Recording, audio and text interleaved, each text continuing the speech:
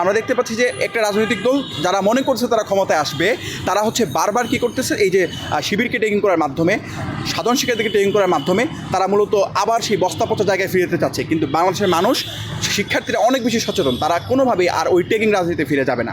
আমরা যখন সাধারণ শিক্ষার্থীদের কাছে যাই, তাদের কাছে আমরা দুর্দান্ত রেসপন্স আমরা পাই।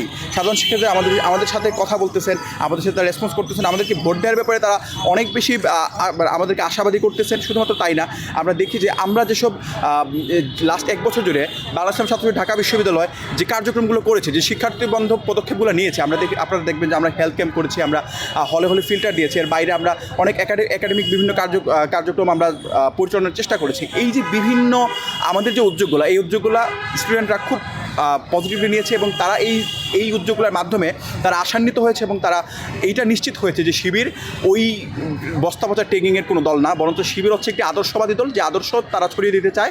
তারা হচ্ছে একটি শিক্ষার্থী বান্ধব ক্যাম্পাস চায়, যারা হচ্ছে যে ক্যাম্পাসটা শুধুমাত্র রাজনীতি করবে না, বরঞ্চ ইন্টেলেকচুয়ালি, সাংস্কৃতিকভাবে, বুদ্ধিবৃত্তিকভাবে শুধুমাত্র বাংলাদেশে না, পুরো পৃথিবীতে রাজ করবে।